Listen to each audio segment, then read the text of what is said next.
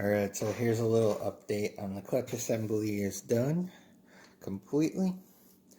We'll turn it like this.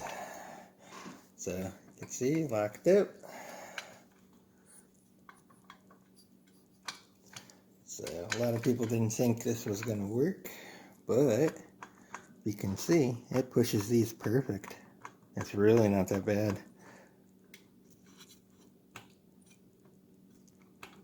So that is done. Alright, so onward to the Magneto.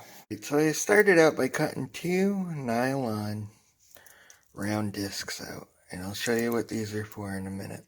So I just cut this all down, drilled the hole, broached it, took all that peelings off. Now I got a key in there so we can index this, put a washer on it and lock it down. And then we're going to drill a hole somewheres in this and put a magnet and epoxy it in place. So this will be our disc we're going to use to trigger the Hall effect sensor. So I wanted to use nylon. A lot of people told me, just 3D print one, but we're probably going to be exceeding the RPM limits of a 3D print. So I figured a nice solid piece of nylon is going to work pretty good, because this will hold up to about 22,000 RPM before it just flings apart. So should be good. But alright, so this will be our Hall effect sensor disc. So if what they tell me shows up and this works, it'll be awesome. Otherwise we go to a point system. So this is a little magnetic switch called the Hall effect sensor. As it trips there, it will make the coil spark, and when it's mounted over here and trips it, it'll make the coil spark. So I got these offset a little. The plan is to mount this thing,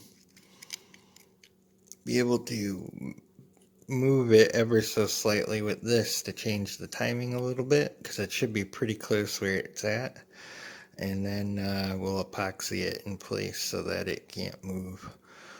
But I think we're pretty close here, so we're going to give this a try. This is going to be the deal. So as this passes around, it'll trip this, change the voltage in the coil, the little unit, and it'll fire the plug, we hope.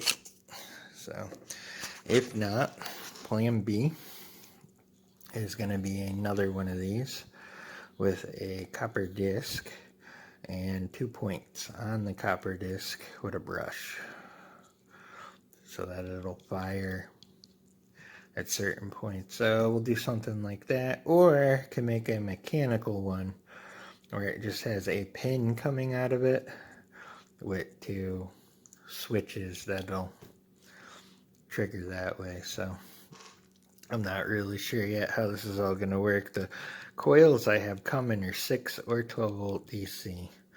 So we'll see how this all goes. Alright, so yeah, this is coming along quite a bit. I got all the intakes and all that good stuff in a box. I mean, there's no point till I get this mounted up and stuff, just banging the crap out of them. So just leaving them as is. I got 21mm power jet carbs for this flat sled, so they'll kind of be like mounted like that.